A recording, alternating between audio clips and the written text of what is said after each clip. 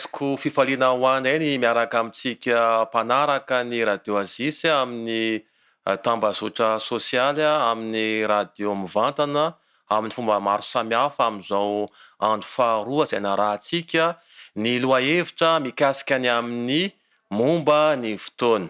Amin'ity fotoana faharoa izay iarahantsika ity dia manonona ho antsika rehetra izay mpiaina ny fitsavan'Andriamanitra ny fiadanana, ary raha misy amintsika mpanaraka eto manana vaninandro manokana izay tsarovana amin'ity fotoana ity dia engany ilay teny fikisan'Andriamanitra izay milaza hoe kely ny andohanao ho lehibe ny hafaroa dia tanteraka amin'ny tsirairay avy amintsika izany. Koa makasitraka antsika mpianatra, ray aman-dreny, tanora, ankizy izay manana fotoana ienoana izao hafatra izao aoka tsy hatsapa ho maty antoka nareo, fa ilay Andriamanitra izay tompon'ny fotoana anie hanome anareo tombonandro fotoana manokana ahafahanareo mivoaka ho amin'ny fandresena ho amin'ny fahombiazana. Koa andeha ary isika hivavaka mialohan'ny hidirantsika ny amin'ny lohahevitra faharoa izay mitondra ny lohateny hoe ny fotoana araka ny Baiboly. Hivavaka isika.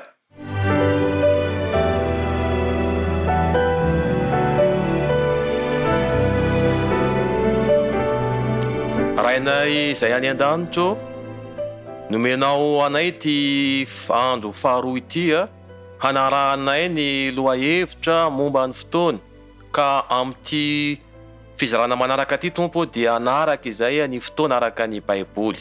Mangataka anao Tompo Andriamanitra mba hamela ny heloka izay ilaza izany ary amindra fo ihany koa ianao amin'ny mpiaino rehetra ny amin'ity fotoana ity. Engany Tompo Andriamanitra ny fanianao masonao ho aminay rehetra ka mba ho azonay tsara izay afatra ambara eto, mba ahafahanay mizara ihany koa amin'ireo izay tsy mbola mahafantatra. Ampianary izay Tompo mba hanavao ny fiainanay ary ny fanirianay Tompo Andriamanitra dia eto anivonay tokoa ianao ary hita manokana ianao ny teknisiana, hita manokana ianao ny onjam-peo ka mba ho tafita soamantsara Tompo izao fandaharana manokana izao. Amin'ny anaran'i Jesosy, amen.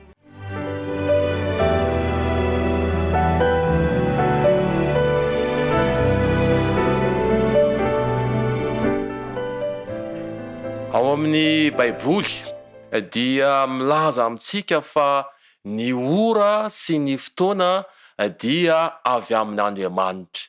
Andege horaisitsika izay voambara ao amin'ny ohabolana toko fahafito amby roapolo ohabolana toko fahafito amby roapolo andiny voalohany manao hoe amin'ny anaran'i Jesosy namakina ny teny: aza mirehare ny amin'ny ampitso ianao, fa na dia ny avoakany anio aza dia tsy fantatrao. Andeha averintsika mindray zany teny zany manao hoe anaran'i Jesosy: aza mirehare ny amin'ny ampitso ianao, fa na dia ny avoakany anio aza dia tsy fantatrao. Araka an'izany tenin'Andriamanitra izay nambaran'ny lehilahy endry izany dia izao no azo ambara. Izao sy ianao, isika olombelona zany dia tsy tompony fotoana, tsy tompony fotoana isika fa mampiasa ny fotoana. Omen'Andriamanitra antsika ny fotoana mba ho ampiasaintsika. Omeny 4 ora mitovy mandritra ny ray andro manontolo ny olombelona rehetra na iza na iza.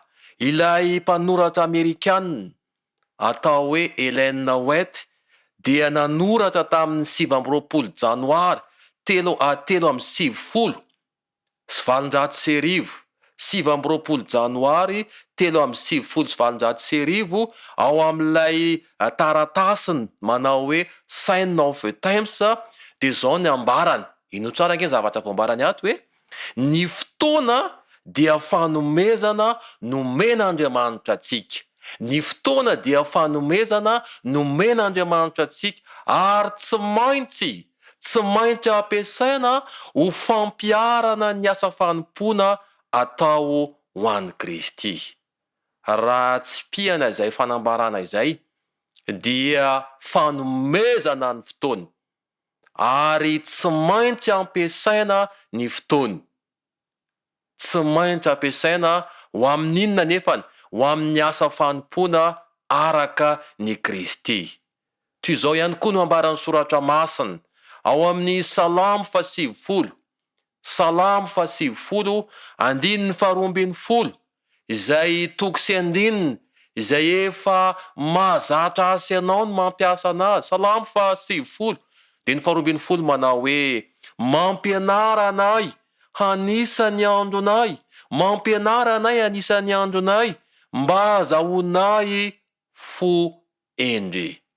Araka n'io ambaran'ny Baiboly io dia tsy haintsika olombelona mihitsy ny mampiasa ny fotoana araka ny fahendren'ny tenantsika. Ny fahendrentsika olombelona mantsy dia fahadalana izy io. Ka izany no mahatonga ny mpanao salamo eto mangataka amin'Andriamanitra mpamorona, mangataka amin'Andriamanitra izy hoe: ampianaro Andriamanitra mba ahaizanay mampiasa ny fotoana araka ny tokony ho izy. To milaza amiko zany fa Andriamanitra no tompona andraikitra ny fotoana. Andriamanitra no tompona andraikitra ary dia izy no afaka manolotsainantsika ny amin'izay tokony ampiasaina ny fotoana. Ilay mpanoratra Amerikanina atao hoe Ellen White ao amin'ny enonareo fanoharana takila 2:500 dia manao an'izao fanambarana izao, manamlaza izy ny amin'izany fotoana izany. Toy izao no voalazany, hoy izy ato hoe: an'Andriamanitra ny fotoanantsika, an'Andriamanitra ny fotoanantsika. Averina indray, an'Andriamanitra ny fotoanantsika, azy ny fotoana kely rehetra, ary didina isika ampiasa izany ho an'ny voninahiny. Tsy misy amin'ireo talenta nomeny izay ampamoahana antsika amin'ny fomba sarotiny indrindra mihoatra noho ny fotoanantsika. Fantaro ary zany fa talenta ny fotoana, ary an'Andriamanitra ny fotoanantsika. Hatramin'ny kely indrindra eo amintsika dia an'Andriamanitra izany fotoana izany. Dia mbola manohy ihany io mpanoratra Amerikanina io manao hoe: fohy loatra ny fiainana, fohy loatra ny fiainana ka tsy misy tokony ho lanilanina foana. Tsy manana afa-tsy fotoana kely isika iomanana ho amin'ny mandrakizay.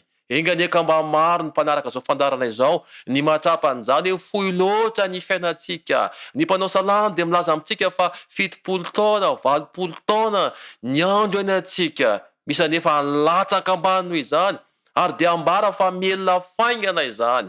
Miara-manaiky isika fa fohy loatra ity fiainana ity. Noho izany dia zao, tsy manana fotoana ho tobatobaina isika, tsy manana fotoana isika atolotra ho amin'ny fanarana-poa amin'ny fahotana.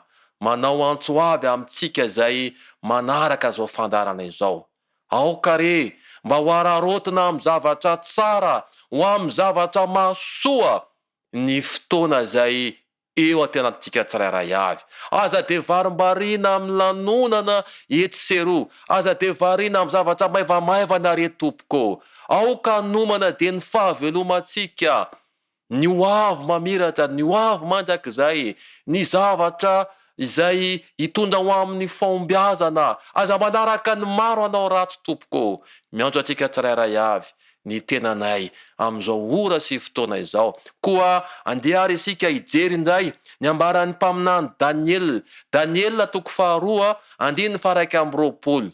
Daniel toko 2, andininy 1:20. Minaran'i Jesosy: ary izy no mandahatra ny andro sy ny fotoana.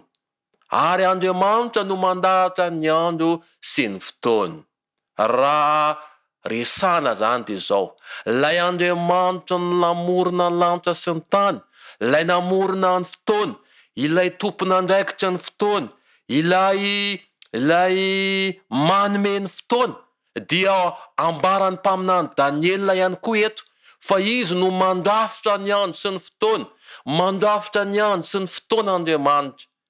Ary famarinana lehibe tokony ho fantatsika izany. na ho an'ny mpitondra izany, na ho atsika rehetra, na ho atsika mpampiasa dia fantara fa Andriamanitra no mandahatra ny andro sy ny fotoana. Koa ho atsika izay nieny tamin'ity andro faharoan'ny fotoanantsika ty dia manasa antsika hatrany raha ohatra ka mahaliana antsika le izy, hitantsika hoe mahasoa dia aoka izara izany isika amin'ireo gropy izay misy atsika amin'ireo namantsika mba ahafahantsika mifampahery amin'izao fiainana izao. Ary saorantsika ihany koa ny teknisiana izay mandefa antsary amin'ny feo izao fandarana izao. Ny fandriana dia enganeny fandarana tahaka an'izao dia ampitombo ny fahalala izay misy eo amintsika tsirairay avy ary hanampy antsika manjakariva hafantatra izay tokony atao. Andeha isika hamarana sady izao fotoana izao amin'ny alalan'ny vavaka.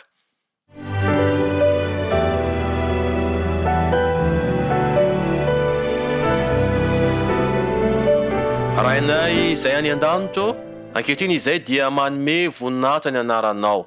Ianao ilay Andriamanitra tsara, tompon'ny fotoana, ilay Andriamanitra izay tsy mizatavan'olona, ilay mandahatra ny andro sy ny fotoana, ilay Andriamanitra izay manome anay fampitandremana fa fo ny fiainana tamin'ity tany ity no terainay amin'izao raha sy fotoana izao. Mangataka anao Tompo Andriamanitra mba hamela ny elokainao, hamindra fo aminay ianao satria amin'ny maha-olombelona anay dia mety misy ny fanaovana tsirambina eo amin'ny fanobatobana ny fotoana izay eo an-tananay. Koa mifona Tompo Andriamanitra, avelao re ny elokay mangataka anao amin'izao ora sy fotoana izao mba hikasika manokana ny fon'ity mpiaino ity, mba ho mpiaino mpakatony teny izy Tompo Andriamanitra, mpiaino izay mazoto izara ihany koa zavatra izay fantany teto. Ary eny Tompo Andriamanitra, ianao no hamany olany'ity mpiaino ity. Manana olana izy Tompo, vao izany ianao manana ny fantatra ny faniriny. Ingane Jesosy izany faniriny izany dia ho tanterahanao izany mba ho voninahitra ny anaranao. Manira Tompo Andriamanitra mba namezanao azy zavatra mahasoa azy amin'izao fiainana izao ka ho tsapany manjakariva fa raha eo aminao izahay dia tsy atsapa faty antoka fa ho fenon'ny fahasoavanao izany, ho fenon'ny fanambinanao izany Tompo Andriamanitra. Ary hitahi manokana izao radio azisy izao fandarana izao mba hitondra fanovana eo amin'ny tontolo ary enganeny tsirairay avy izay nandre dia mba handray fanapa-kevitra tsara isaka mifarana ny fotoana toy izao. Amin'ny anaran'i Jesosy, amen.